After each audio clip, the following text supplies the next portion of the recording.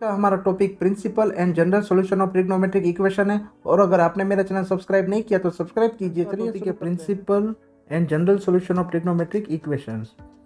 तो पहले principal solution क्या है वो समझेंगे। सपोज कि ये यूनिट सर्कल है। यूनिट सर्कल में जिसकी रेडियस क्या है, 1 यूनिट है। ओके, 1 सेंटीमीटर 1 मीटर जो भी हो। अभी यहाँ पे हम यहाँ पे एंगल करते हैं π/3। यहाँ पे एंगल π/3 करते हैं। ओके, ये π/3 एंगल करते हैं।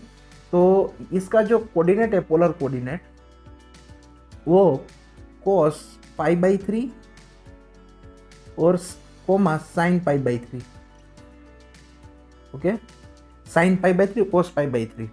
sin π/3 मीन्स आपको y एक्सिस देखना है, y axis sine. Okay, y axis जो होती है वो sin π/3 और x एक्सिस जो है वो cos π/3। तो यहाँ पे वर्टिकल जो है वो sin π/3, यानी वर्टिकल डिस्टेंस जो है वो sin π/3 है। अभी सेम डिस्टेंस यहाँ पे भी है। ओके, तो यहाँ पे कौन सा एंगल है, तो यहाँ पे जो कौन एंगल है वो cos π-π/3 कोमा sin π-π/3। ओके, ये जो एंगल है वो π-π/3 है। ओके, तो ये जो एंगल है वो π-π/3 है और ये एंगल π/3 है। दोनों में साइन की वैल्यू सेम है। ओके, दोनों में साइन की वैल्यू सेम आती है। ओके, साइन π/3 की वैल्यू जो है वो √3/2 है। Sign π/3 means √3/2। ओके, ये √3/2 साइन π/3 है। और π-π/3 करोगे तब भी √3/2 आएगा।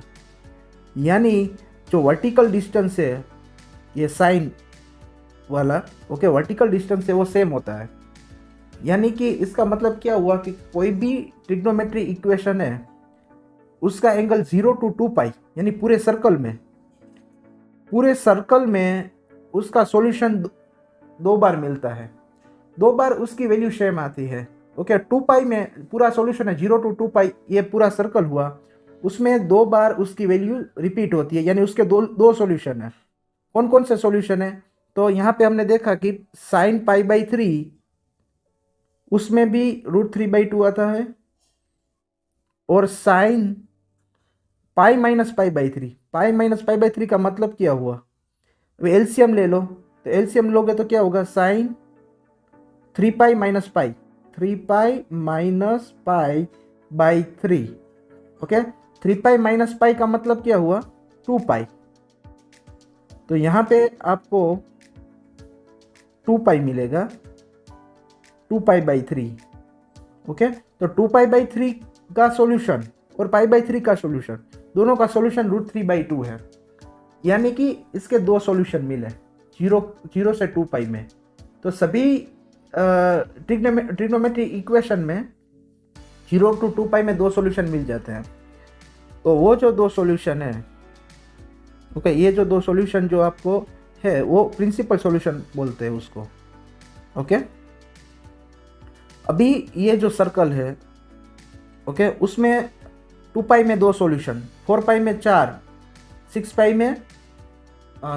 में जो सॉल्यूशन होंगे वो 2π में 2, 4π में 4, 6π में 6। तो इस तरह से nπ, ओके, इस तरह से सॉल्यूशन मिलता रहेगा। तो nπ में आपको n टाइम्स सॉल्यूशन मिलेंगे। तो आपको n सॉल्यूशन जो फाइंड आउट करते हैं n टाइम्स में, उसको हम क्या बोलते हैं, जनरल सॉल्यूशन बोलते हैं, उसको बोलेंगे जनरल सॉल्यूशन। तो यहाँ पे जनरल सॉल्यूशन है। ओके, तो जनरल सॉल्यूशन का मतलब आप n टाइम्स आप करो फिर भी वही सॉल्यूशन मिलेगा। ओके, तो जो n टाइम्स एंगल करके जो सॉल्यूशन मिलता है, ओके, तो वो जनरल सॉल्यूशन। और 0 और 2π के बीच में जो दो बार सॉल्यूशन मिलता है, उसका दो सॉल्यूशन मिलते हैं, वो प्रिंसिपल सॉल्यूशन। ओके, तो पहले अभी हम कुछ एग्जांपल करते हैं। तो find the principal solution of equation sin x = √3/2। भाई √3/2 की वैल्यू साइन में कब आती है, जब एंगल π/3 हो, यानी π/3 मीन्स 60। Okay, π/3 means 60। तो 60 एंगल पे √3/2 आता है। तो जब एंगल π/3 है तब आती है। बाद में कब आती है, तो देखो यहाँ पे तो साइन पॉजिटिव किस में होता है, एक तो फर्स्ट क्वाड्रेंट में होता है और एक सेकंड क्वाड्रेंट में होता है। दो क्वाड्रेंट में साइन पॉजिटिव होता है। ओके, तो यहाँ पे √3/2 पॉजिटिव है, यानी आपको पॉजिटिव देख रहा है, तो पहला फर्स्ट क्वाड्रेंट में π/3 आया, तो सेकंड क्वाड्रेंट में क्या होगा, तो यहाँ ये पाई है, तो सेकंड क्वाड्रेंट में आना है तो पाई माइनस π/3 करना होगा सेकंड क्वाड्रेंट में। ओके, ऊपर रिवर्स होना है। ओके, तो सेकंड क्वाड्रेंट में आना है तो आपको पाई माइनस और कितना एंगल लेना है π/3, क्योंकि √3/2 की वैल्यू π/3 हो तभी आएगी, इसलिए आपको पाई माइनस π/3 करोगे तो सेकंड क्वाड्रेंट में आओगे। तो यहाँ पे आप देख सकते हो कि ये डिस्टेंस और ये डिस्टेंस दोनों क्या सेम है। ओके, सेम है, देखो डिस्टेंस, तो दोनों का सॉल्यूशन सेम होगा, √3/2 और √3/2। ओके, सेम है। तो यहाँ पे दो सॉल्यूशन मिला, एक तो π/3 और एक पाई माइनस π/3।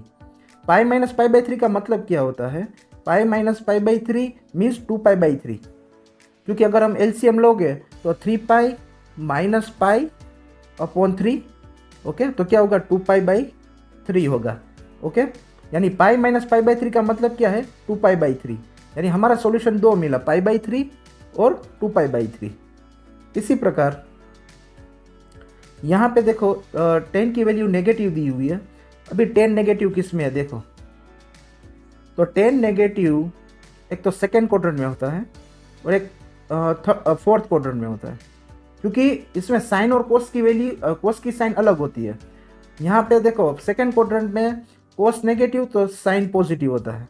ओके, और थर्ड क्वाड्रेंट में कोस पॉजिटिव होता है तो साइन नेगेटिव होता है, यानी डिफरेंट साइन होगी तो साइन अपन कोस करोगे तो 10 नेगेटिव मिलेगा, साइन अपन कोस करोगे ओके तो 10 क्या होगा, नेगेटिव होगा, यानी सेकेंड और फोर्थ क्वाड्रेंट में आपको नेगेटिव मिलेगा 10।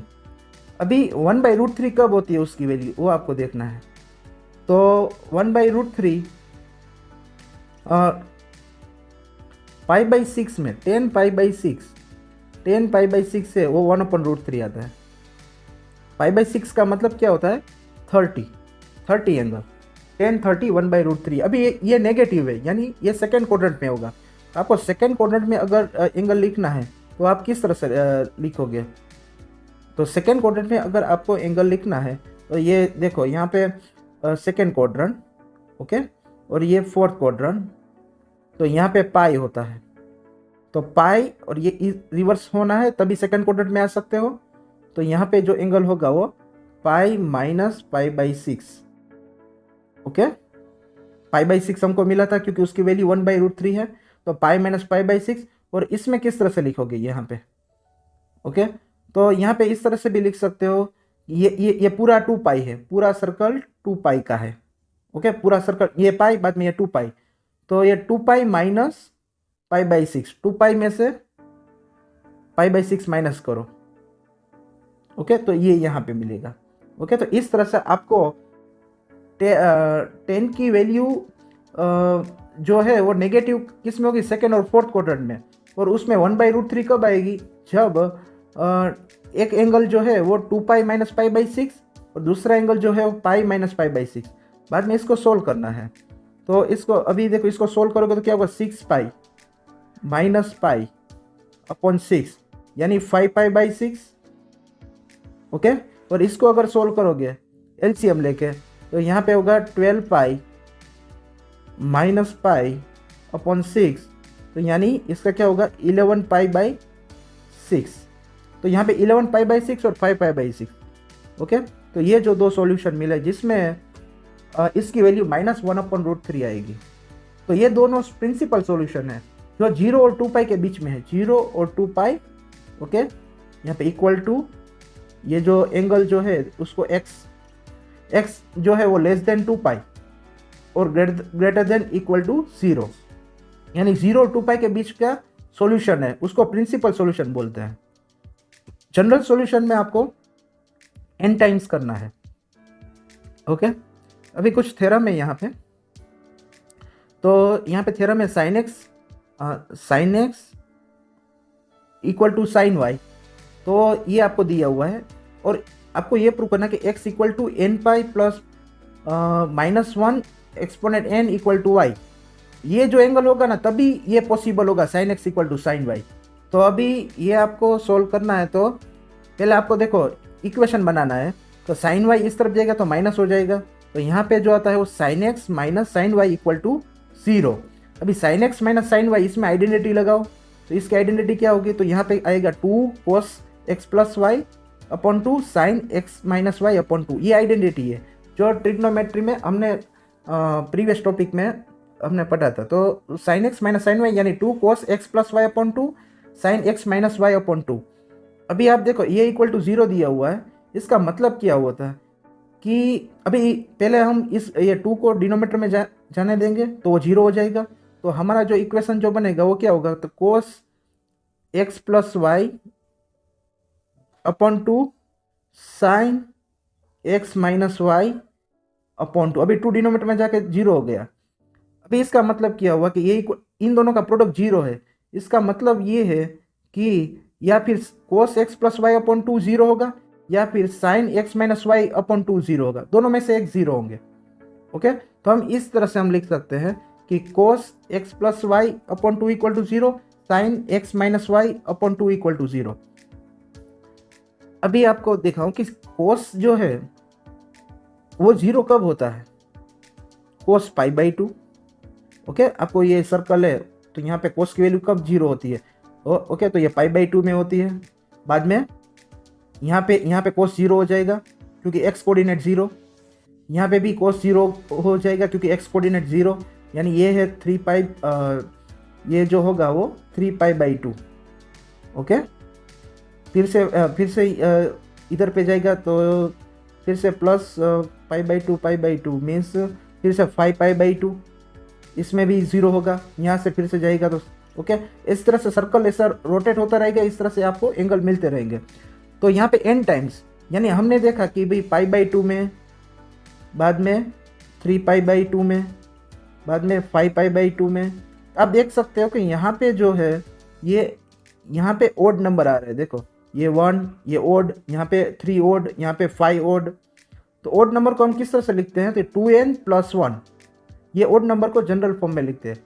होगा 2n प्लस 1, n यानी इंटीजर, और ये पाई एज इट इज पाई और बाई 2, तो 2n प्लस 1 पाई बाई 2। तो आप देख सकते हो कि 2n प्लस 1 पाई बाई 2। इसी प्रकार x यहाँ पे देखो साइन 0 कब होता है, तो आप देख सकते हो कि सर्कल जो है उसमें y कोऑर्डिनेट देखना है। तो y कोऑर्डिनेट 0 कब होता है, तो y कोऑर्डिनेट जो है यहाँ पे 0 होता है, 0 एंगल पे, बाद में पाई, बाद में 2 पाई, बाद में 3 पाई। ओके, यानी n पाई, अब इसे रोटेट होता रहेगा तो n टाइम्स यानी n पाई। ओके, तो अभी यहाँ पे आप देखो कि n पाई तक, ओके, जब एंगल n पाई होगा तब 0 आंसर आएगा। यानी यहाँ पे आपको मिला कि ये जो एंगल है x प्लस वाई अपॉन 2 वो क्या होना चाहिए, तो 2n प्लस 1 पाई बाई 2, और x माइनस वाई अपॉन 2 ये क्या होना चाहिए, n पाई होना चाहिए, तब 0 होगा। ओके, तो ये आपको एंगल के बारे में सॉल्यूशन इतना मिल गया। अभी आप देखो कि इसको सोल्व करना है सिंपल, तो x plus y upon 2 equal to 2n plus 1 pi by 2। अभी ये जो 2 है वो मल्टीप्लाई में जाएगा। ओके, तो ये 2 निकल गया और ये मल्टीप्लाई में चला जाएगा, तो मल्टीप्लाई में मल्टीप्लाई 2, अभी 2 कैंसल। ओके, तो x plus y equal to 2n plus 1 pi. अब देखो ये जो प्लस वाई है उस तरफ जाएगा तो क्या होगा, माइनस वाई। तो आपको यहाँ पे ये प्लस वाई है उस तरफ जाएगा तो माइनस वाई आएगा, ये माइनस वाई।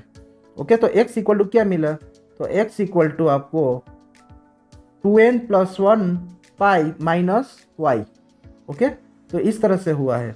अभी ये जो माइनस वाई जो है, ये माइनस वाई, इसको अगर हम इस तरह भी लिख सकते हैं कि हम जनरल फॉर्म में उसको लिखें, तो इस तरह से भी लिख सकते हैं, -1 2 exponent 2n plus 1, -1 exponent 2n plus 1 y plus 2n plus 1, ये तो हमको मिला था पाई। अब ये जो माइनस था ना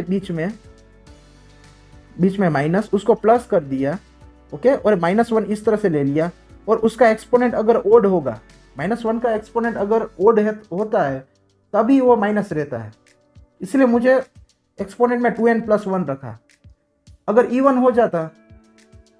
हो जाता तो ये माइनस वाली साइन चली जाती। हमको -1 रखना है क्योंकि जनरल फॉर्म में माइनस आया था, इसलिए हमने 2n+1 रखा है। तो इस तरह से यहाँ पे एक एंगल का सिंप्लीफाई हो गया। अभी दूसरे की बारी, अभी इसका देखते हैं। तो x - 1/2 = n पाई। अभी 2 इस तरफ जाएगा तो मल्टीप्लाई हो जाएगा। ओके, तो xy है, x - y। ओके, तो x - y = 2n पाई। अभी -y उस तरफ जाएगा तो प्लस हो जाएगा। तो यहाँ पे x = 2n पाई, ओके, प्लस y। ओके, तो यहाँ पे प्लस y आ गया। अभी हमको इसको भी माइनस में लिखना है, तो किस तरह से लिख सकते हैं? 2n पाई प्लस -1 और उसके एक्सपोनेंट में इवन रख दो, यानी 2n यानी even number, okay, into y। अभी -1 का एक्सपोनेंट इवन है तो वो क्या हो जाएगा? प्लस हो जाएगा। ओके, तो +1 हो गया, +1 × y यानी +y। ओके, तो इस तरह से भी हम लिख सकते हैं। तो आप देख सकते हो। अभी दोनों एंगल देखो आप, तो दोनों एंगल में देखो आप, यहाँ पे 2n+1 पाई और यहाँ पे 2n पाई, इधर पे ओड है पाई और इधर पे इवन है, यानी दोनों को मिला के क्या होगा? ओड और इवन दोनों को मिला के होगा इंटीजर। ओके, वो यहाँ पे ओड और इवन दोनों को मिला देते हैं तो वो इंटीजर है, क्योंकि n बिलोंग्स टू क्या है? इंटीजर है। तो ओड इंटीजर और इवन इंटीजर दोनों को मिला के आपको सिर्फ इंटीजर मिलेगा, यानी n पाई।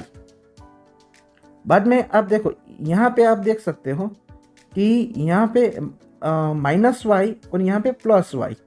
ओके, तो जब ओड होगा तब -y आएगा, इवन होगा तो +y होगा। यानी हम इस तरह से भी लिख सकते हो, प्लस -1 एक्सपोनेंट n जब ओड होगा तो माइनस आएगा, n इवन होगा तो प्लस हो जाएगा, क्योंकि -1 का अगर एक्सपोनेंट इवन है तो प्लस हो जाता है। ओके, और मल्टीप्लाई में y।